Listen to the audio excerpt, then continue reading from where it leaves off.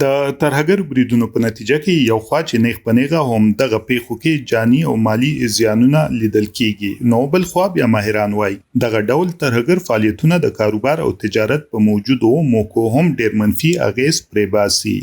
کومنګ ګورنو ترهګر د وجه خو موږ زموږ د کوم سیمه د ډیره شاته لاړه لکه کبل نور هیوادونه نور سیمه چې دی غینن زبدوم زموږ 50 کالونه مخکې لاړه او الله دې نه کې چې بیا غ شاندو شي د کوم چې کیږي خو زه خو به د دې مداري کوم کوم چې د وخت کې د پدیشي مند بلکې پریورټي دی له مهم ټول کې اهمیت د زیات دی لور کی د خیبر پختونخوا صوبې د نننه چې هم لکه د نورو سیمو د لویو کارخانو نواخله تر ورکوټي کاروبارونو هر رنګي موقع را پیدا کېدای شي، خو سړنکاران وایي دغه موقع کارونو د لپاره بیا د امنیت وضع تر ټولو لازم شرط ګڼل کیږي. یو انویسټر دی هغه 10 کروڑ روپے په یو ځای باندې دلته کې ولګولې، هغه مثال په تور باندې په کروڑو روپے باندې بزنس کوي، ټیک شو چې الته کې ماحول هغه حالات چې کله خراب شي تاسو په خپل سوچ کوي هغه دلته کې بزنس په ساتل شي، ظاهر خبره ده نشي ساتل، هغه کې صرف یوازې یاره نه ده، هغه کې ستا سکیورټي هم راځي، هغه کې ستا چې کوم فاینانسز دي ستا چې کوم ریسورسز دي د هغه حفاظت نشته ده.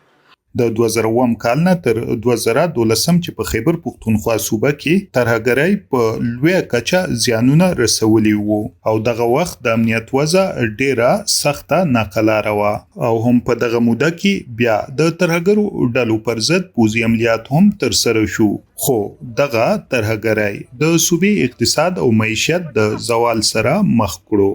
چې دلته د ترهګری بیا را نشي ځکه زموږ تعلیم نظام هغه سره خراب شو، زموږ معاشي نظام خراب شو، د روزګار مواقع لاړې او ظاهر خبره ده چې په کوم ځای کې داسې حالات چې ترهګری وي نه التستا مازغه چې دی یو ښه کار نشي کولای، یو پروډکټیو کار ته نشي کولای. ماهران وایي د ترهګرۍ په نتیجه کې نه یوازې د بهر څخه پانګې ودرېدلې بلکې په صوبه کې موجود لوی کاروباري ډلې او تنان هم په دې مجبور شو چې نورو ځایونو کې کاروبارونه روان کړي.